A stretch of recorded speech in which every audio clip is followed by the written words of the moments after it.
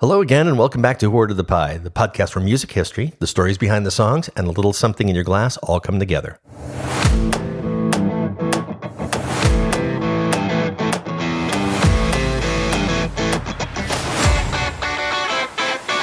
Pop music likes a good, clean story. The idea that the person singing the song is the person who lived it, that the voice on the record and the hand holding the pen are the same, and sometimes that's true. But just as often, the songs that stayed with us the longest didn't begin where they ended up. They moved through different rooms, different hands, and different intentions, before finally landing on the voice that made them feel inevitable. This episode isn't about rejection. These songs weren't handed up because they weren't good enough. In every case you'll hear tonight, the writer recognized something harder to admit, that the song was asking for a voice that they didn't have, or a life they hadn't lived, or an emotional posture they couldn't convincingly inhabit. Letting go in these moments wasn't failure. It was authorship of a different kind. This is Borrowed Voices Part 1, When the Writer Lets Go. By the mid-1980s, Prince didn't need to give any songs away. Anything he wrote could have gone on his own records, and the charts would have followed. Prince recorded far more music than he ever released. Entire songs, even whole albums, never left his vault, which makes the choice to pass this one along feel more deliberate, not accidental, because this wasn't a song he gave up. Prince didn't give Manic Monday away after the fact. He wrote it with Suzanne Hoffs in mind, and then made the rare decision to let the song arrive without his voice attached.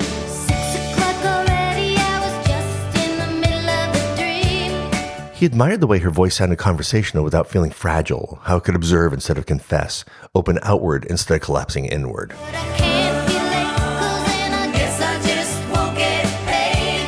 And that intention's all over this song. Prince even released it under the pseudonym of Christopher, great name, not to hide, but to remove his gravitational pull. Just another Manic Monday. When the Bangles released Manic Monday, it peaked at number 2 on the Billboard Hot 100 in April of 1986, kept from the top spot by Prince himself with his song Kiss.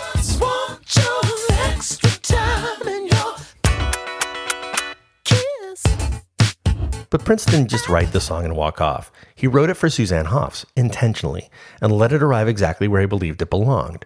The song becoming a hit wasn't a surprise, it was the outcome. That instinct, knowing when a song belongs somewhere else, doesn't always come from generosity. Sometimes it comes from certainty, but certainty isn't the only reason a writer lets go. Sometimes distance comes first.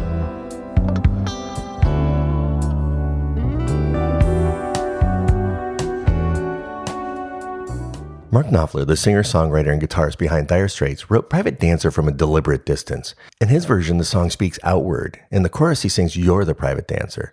He isn't inside her life. He's watching it happen.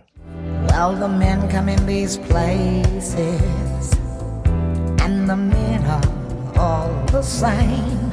The song unfolds in a small, dim dance hall, a transactional room where the lights stay low, the music keeps moving, and the intimacy is something that's performed, not shared. You don't look at their faces, and you don't ask their name. From the edge of the room, Knopfler observes a woman doing what she can do to get through the night, dancing not to escape, but to endure. She earns her living through performance, selling fantasy, not connection. You don't think of them as human. You don't think of them at all. She's moving through an uncomfortable space, using motion to keep some part of herself free. From Knopfler's perspective, the song stays outside the experience, detached, careful, almost clinical. There's control in that distance and safety, but Knopfler understood early that the song didn't belong to him, not because it was unfinished, because it was miscast. I'm your private dancer, a dancer for money. Do what you want me to do.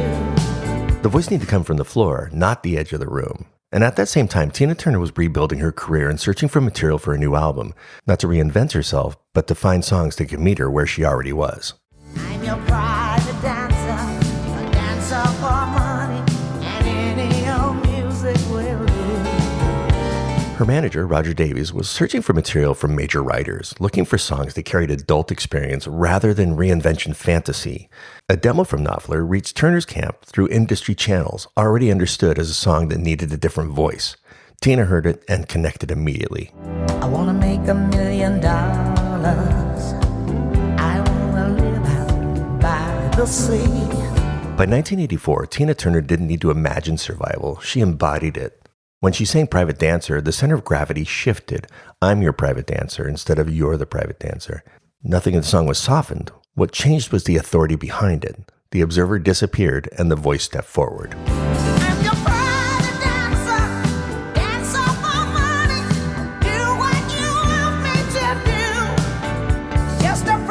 And even on the recording itself, Knopfler stayed out of the frame. The lead guitar was handled by Jeff Beck, removing Knopfler's signature sound entirely.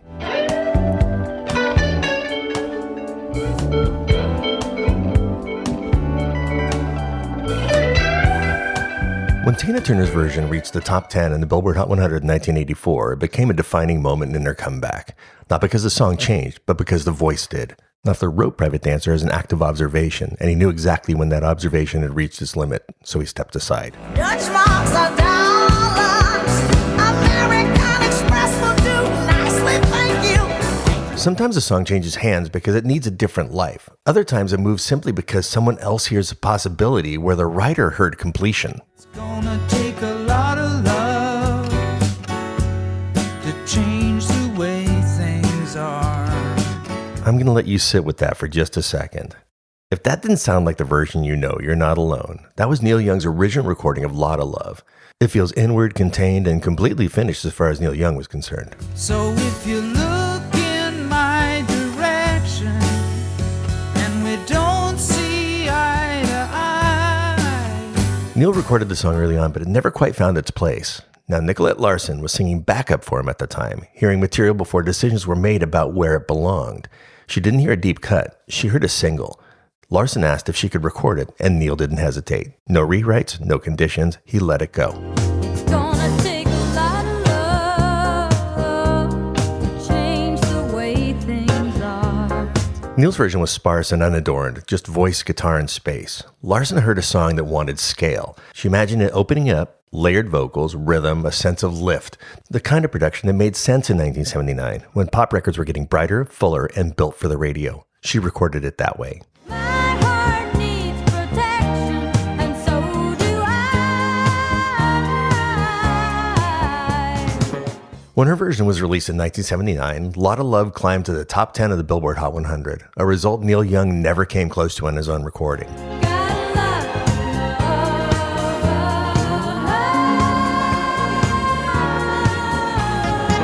This was one of the quietest handoffs in pop history. No grand gesture, no dramatic rewrite. Just a songwriter recognizing that the song he'd finished could still travel farther in someone else's hands. Neil finished the thought. Nicolette finished the sentence. Gonna take a lot of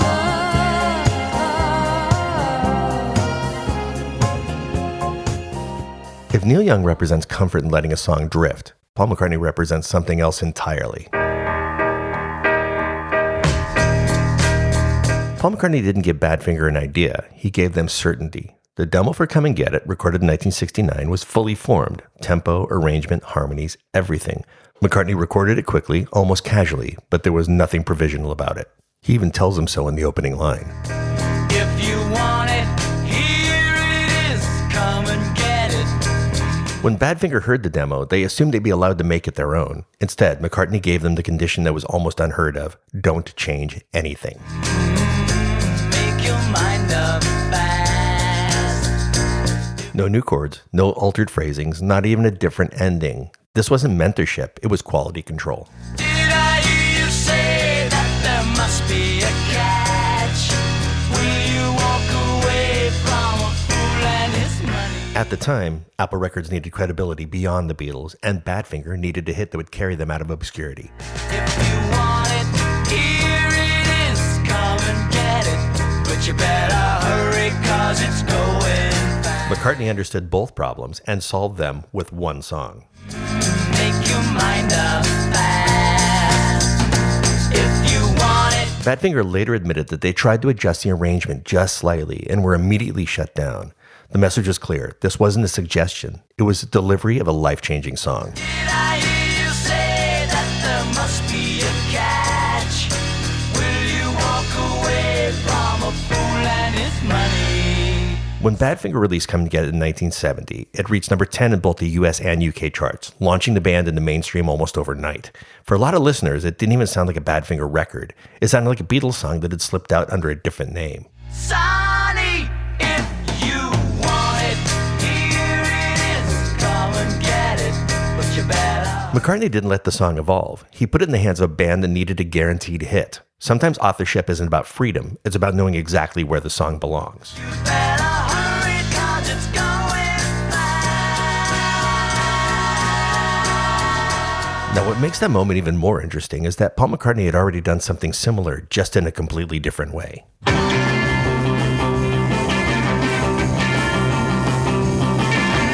I Want to Be Your Man didn't move through contracts or managers. It happened in real time. I wanna be your lover, baby.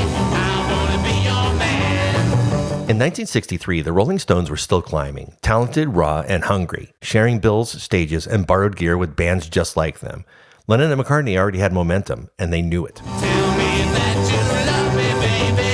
Tell me you understand. According to multiple first-hand accounts, Lennon and McCartney offered the Stones a song, not something pulled from a drawer, but one that they finished right there in the room. I wanna be your man. I wanna be your man. Guitars out, lyrics forming, verses taking shape as the Stones watched. By the time they finished, I Want to Be Your Man wasn't gift wrapped in paper. It was handed off still warm. I wanna be your man. I wanna be your man. Wanna be your man. The Rolling Stones released I Want to Be Your Man in 1963, giving them their first chart-topping hit in the UK, a song that arrived exactly when they needed it.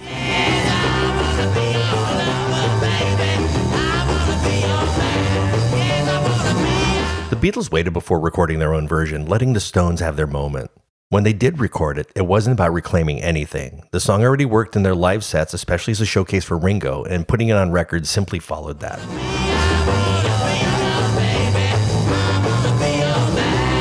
This is usually where people expect rivalry, the Beatles versus the Stones, competing lanes, competing futures. But in this moment, there was no competition at all, there was support. Earlier, we heard Paul McCartney give Badfinger certainty. Here, he and Lennon gave the Stones momentum. Different methods, same intention.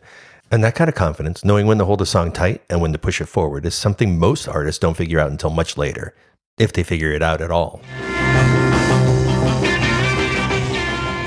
For this episode, the drink needed to reflect transition, not resolution, movement. It's called the Shared Fire, and this is a rum-based cocktail built on contrast, balance, and finished with a controlled flame.